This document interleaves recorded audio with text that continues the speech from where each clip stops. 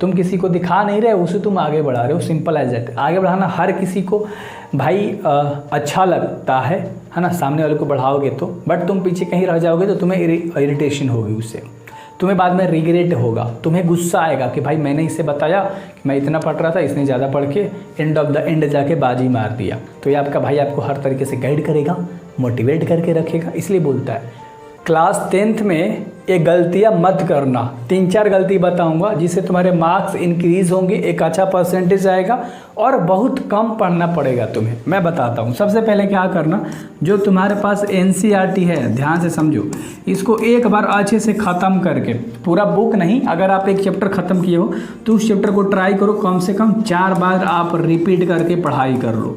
यानी कि 4 बार कम से कम उस चैप्टर को देख लो, रिवीजन कर लो, कौन सा याद है कौन सा नहीं याद है। हाँ, 4 बार तक परफेक्टली बोल रहा हूँ, याद करने के बाद 4 बार रिवीजन बोल रहा हूँ। ऐसा नहीं कि एक बार पढ़ लिए हो तो तुम याद कर रहे हो तो उसे रिवीजन मान रहे हो, ऐसा कतई नहीं बोल रहा। तो हर एक चैप्टर को कम से कम 4 बार रिवीजन कर लेना बेहतर तरीके से, महीना महीना कर करके।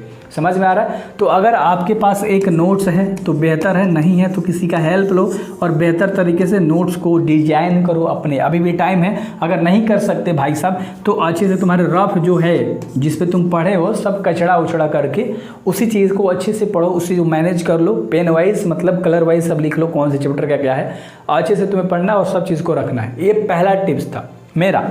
दूसरा टिप्स क्या है, बच्चे क्या करते हैं, पूरा सिलेबस कंप्लीट तो नहीं है, पूरा मतलब NCERT कंप्लीट नहीं है, सिलेबस कंप्लीट नहीं है, और वो क्या करते हैं भाई साहब, दूसरे के बहकावे में आके प्रीवियस ईयर में आते हैं, क्वेश्चन पेपर लगाते हैं, मॉडल पेपर लगाते हैं, कहते हैं ये सब इंपॉर्टेंट क्वेश्चन लगाते हैं। ये सब बेवकूफ़ी वाली चीज़ें हैं, मैं साफा बता रहा हूँ। अगर तुमने ख़त्म नहीं किया ना, ये सब मार रहे हो, बेवकूफ़ी वाली चीज़ें हैं। ये वो बच्चा मारता है जिसे केवल पास होना होता है, 2nd डिवीज़न वाला मारता है, इसे याद रखना, ठीक है। तुम्हें कम से कम 450 का टारगेट रख के चलना है, 400 आराम से आ जाएगा, बट 450 का टारगेट रख रहे हो तो भाई तुम्हारा आएगा। तो दूसरा टिप्स क्या है लाडलो, दूसरा टिप्स है हमेशा ये चीज़ करने के बाद आपको क्या करना है, PYQs देखना है ना। तीसरा क्या है, मॉडल पेपर, जो बोल रहा हूँ सब लाइन बाय लाइन करना है। उसके बाद तुम्हें मॉडल पेपर करना है। तो ये दोनों में से आगे पीछे किसी को कर सकते हो। मॉडल पेपर क्या होता है, जो तुम्हें आइडिया दे रहा होता है कि तुम्हारा बोर्ड में पेपर किस लेवल से आएगा। क्लियर है मैं क्या बोल रहा हूँ, कि तुम्हारा बोर्ड में पेपर किस लेवल से आएगा, ये तुम्हारा बोर्ड का मॉडल पेपर मैनेज करता है, बताता है, आइडिया देता है, हर चीज़ करता है कि भाई देख इस एल्गोरिथम से तेरा क्वेश्चन पेपर तेरे बोर्ड एग्जाम में आने वाला है, तो इस तरह से पढ़ेगा, तो इस चैप्टर से इस टॉपिक को पढ़ेगा तो तेरे एग्जाम में आ सकते हैं। और वो मॉडल पेपर ये भी बताता है कि कितने लंबे लंबे क्वेश्चन होंगे, कितने लेंथी वाले क्वेश्चन होंगे, तुम्हें उसको कैसे सॉल्व करना है उसका सॉल्यूशन भी देकर बताएगा। भाई साहब फॉलो करना है, बताना नहीं, फॉलो करना है।